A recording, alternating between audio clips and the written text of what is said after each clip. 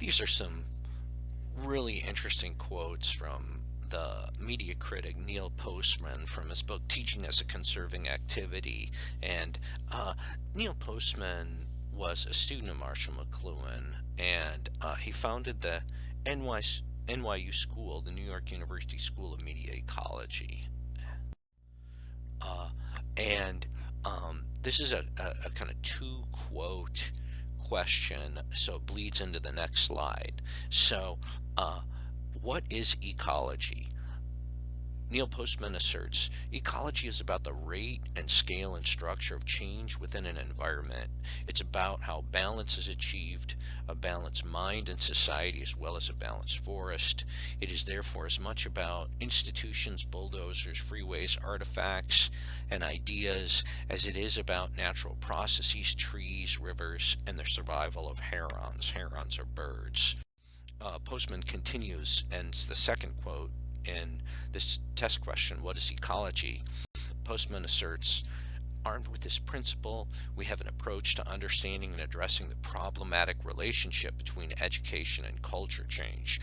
Simply stated, the principle is this: the stability and vitality of an environment depend not on what is in the environment, but on the interplay of its elements, that is, on their diverse and dynamic complementarity. So this idea of stability and vitality meaning kind of life and existence, and the diverse and dynamic complementarities is like all the moving pieces. And so ecology is the sort of interplay of systemic transformation. It's really about systems theory, and I think to a large extent this book, Teaching as a Conserving Activity, is looking at systemic changes in education because of mediated technologies.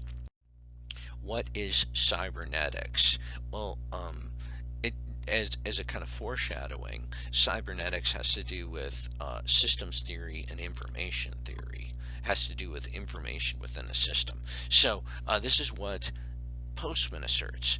He says, cybernetics is merely a synonym for ecology. It is the science of control and equilibrium, the study of feedback, which is not a Greek word, but which nonetheless calls our attention to the means by which we maintain balance in a system. And so all kinds of stuff go with that. You know, equilibrium or homeostasis is the balance part, and energy and vitality, and as Postman says, the complex interworking or interplay of what's going on in the system. What does it mean to say that education is best conceived of as a thermostatic activity? Postman asserts the function of education is always to offer the counter argument, the other side of the picture. The thermostatic view of education is then not ideology centered, it's balance centered. It's not so much a philosophy as it is a meta-philosophy, a philosophy about philosophies. Its aim at all times is to make visible the prevailing biases of a culture, and then by employing whatever philosophies of education are available to oppose them. And that's what Postman means by thermostatic activity. It's always like oppositional, and it presents the other side, right? So if it gets too hot, then air conditioning comes on, right? That's the counter argument. If it gets too cold, the counter argument to that would be the thermostat turns the heat on. So education as thermostatic means it's a kind of counter cultural argument. What is future shock? Postman asserts this. He says, our own culture is overdosing on change. One may call it future shock, culture shock, technology shock, or whatever. The plain fact is that too much change too fast for too long has the effect of making social institutions useless and individuals perpetually unfit to live amid the conditions of their own culture, right? So that's what future shock is. It's when your own culture changes so fast that people can't adapt. They don't recognize the feedback mechanisms, and things are transforming to such an extent that there is an imbalance. People can't maintain homeostasis, and so they're perpetually disoriented with kind of constant change, right? With no purchase or solid ground to stand on. people lose their equilibrium, and that's what future shock is. What happens without at least a reminiscence of continuity and tradition? Well, this is kind of along that same theme. Postman says this. He says, without at least a reminiscence, right, or a glimmer of continuity or sameness and tradition, without a place to stand from which to observe change, without a counter argument to the overwhelming thesis of change, we can easily be swept away. In fact, are being swept away.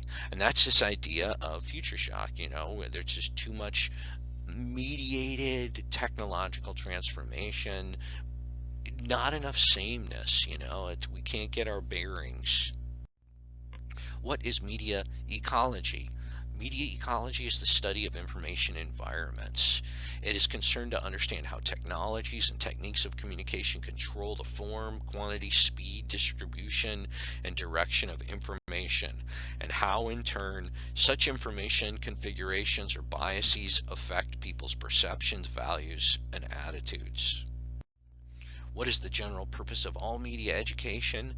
To put it plainly, the general purpose of all media education, whether it concerns the history, the effects, or the values of media, is to help students see culture as forms of information that both reflect and create the prevailing way of life.